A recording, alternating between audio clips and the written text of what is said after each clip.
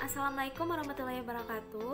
Baik, di sini kita akan mempresentasikan tugas pemasaran jasa. Kita memilih perusahaan Sorabel dan chapter yang kita pilih adalah chapter 2. Kelompok ini beranggotakan saya sendiri Anissa Nabila Tlahaira dan teman saya ada Yoviano Saunas, Syifa Modiani, dan Fadel Amri. Baik, di sini saya akan menjelaskan tentang sejarah Sorabel. Sorabel sebelumnya itu bernama Sellstock. Sorabel ini merupakan situs perdagangan elektronik di Indonesia yang berfokus pada penjualan pakaian. Berdiri pada Desember 2014 dengan nama Sellstock di Yogyakarta. Nama Sellstock ini dipilih karena barang-barangnya yang dijual dengan harga sales dengan stok yang selalu tersedia.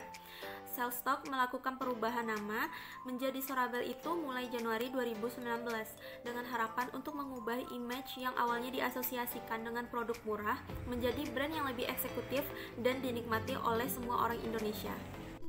Sorabel berfokus untuk memberikan produk pakaian dengan harga terjangkau, kualitas yang baik di seluruh Indonesia, dan memanfaatkan kekuatan media sosial. Sorabel menyediakan berbagai produk fashion terkini yang terdiri dari 29 kategori untuk kebutuhan remaja, perempuan bekerja, ibu, anak, serta baju ibu hamil dan menyusui, hingga pakaian big size. Selain itu, Sorabel juga memiliki produk private label yang menyasar konsumen kelas menengah di Indonesia.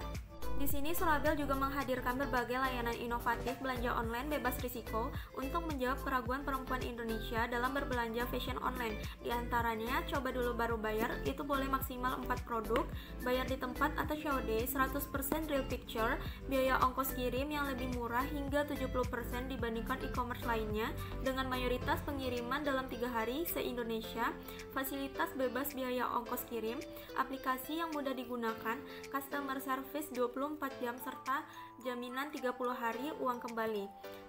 Melalui layanan coba dulu baru bayar, produk yang dibeli pelanggan akan diantar oleh kurir dan dapat dicoba dalam waktu 15 menit.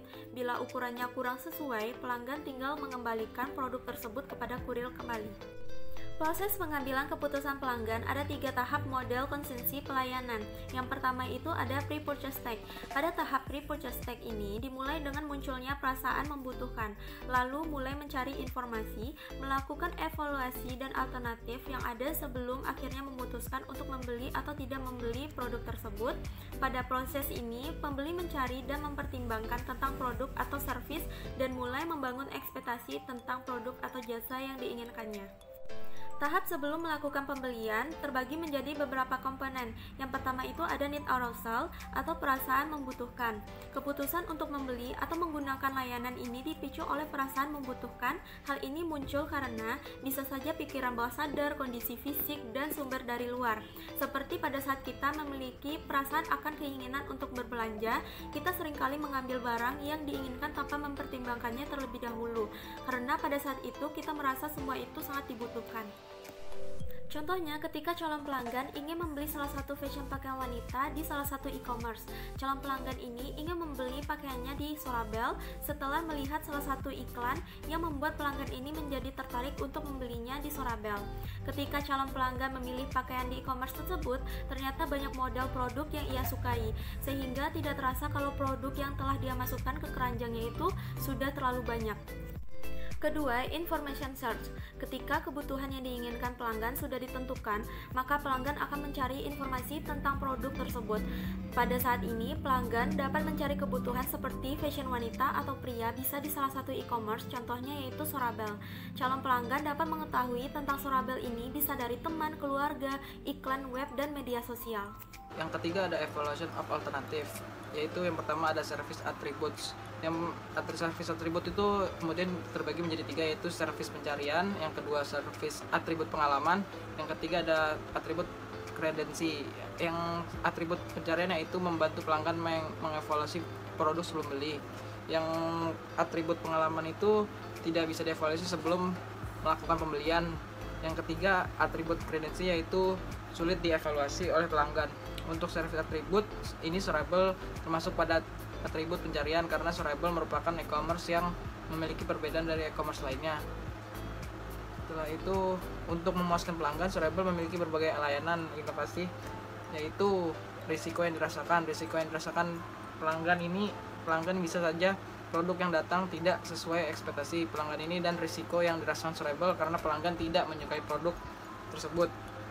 Ekspektasi pelayanan itu dibagi menjadi 4 komponen, yaitu servis yang diharapkan, yang kedua servis normal, yang ketiga servis yang diprediksi, dan keempat ada zona toleransi. Ya, begitu juga dengan pelanggan Sorable pasti menginginkan pelayanan yang baik, memuaskan dan dapat diharapkan. Sorable juga akan berusaha untuk dapat meningkatkan pelayanan kepada pelanggan dengan memberikan produk yang berkualitas, terjangkau dan aman. Yang keempat ada purchase decision. Tahapan ini adalah hasil dari seluruh tahapan di atas sebelumnya, itu perasaan membutuhkan pencarian informasi dan juga evaluasi alternatif. Setelah menggabungkan semuanya, maka pelanggan akan membuat keputusan pembelian. Keputusan pembelian ini merupakan pilihan produk atau servis yang mana akan dipilih. Begitu juga dengan pelanggan yang ingin membeli produk dari e-commerce Sorable. Setelah mempertimbangkan semuanya dan mencari tahu informasi tentang Sorable, pelanggan dapat mengambil keputusan untuk membeli produk yang dibutuhkan. Fase kedua setelah pre-purchase adalah service encounter stage.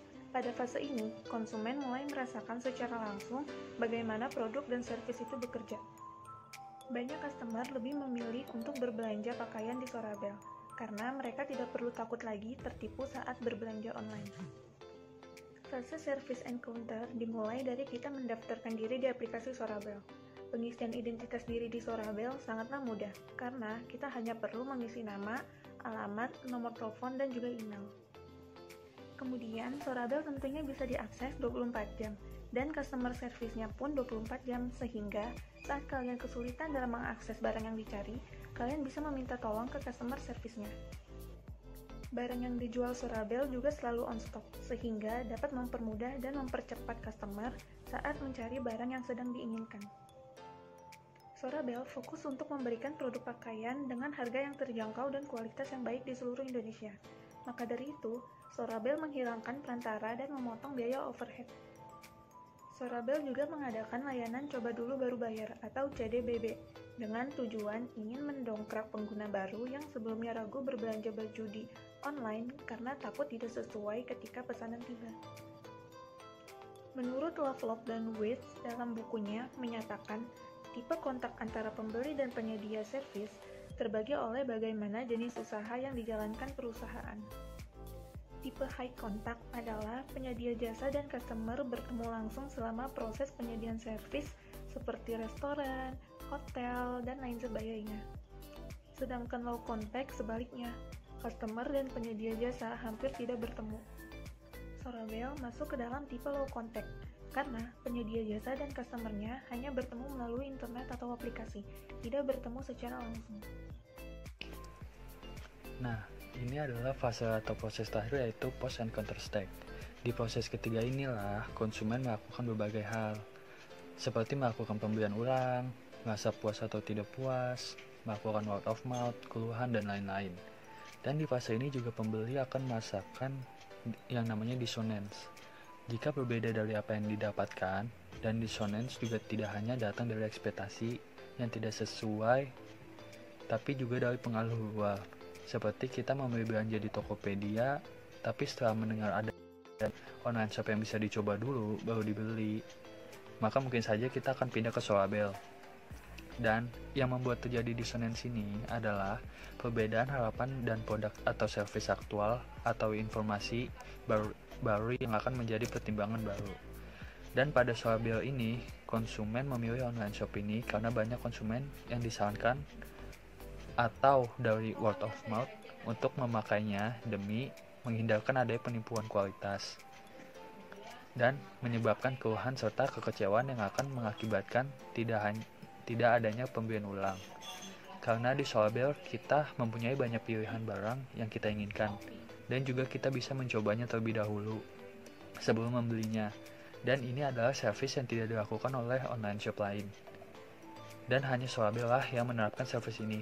Maka dari itu, ada pengaruh luar yang mengakibatkan para konsumen yang tadinya memakai Tokopedia, misalnya mendengar Sorable bahwa menyediakan servis yang bisa dicoba dulu beli. Maka dari itu, konsumen mungkin saja pindah ke Sorable. Karena semua pembeli itu mengharapkan kepuasan pembelian dan juga pemilihan barang atau servis yang tepat.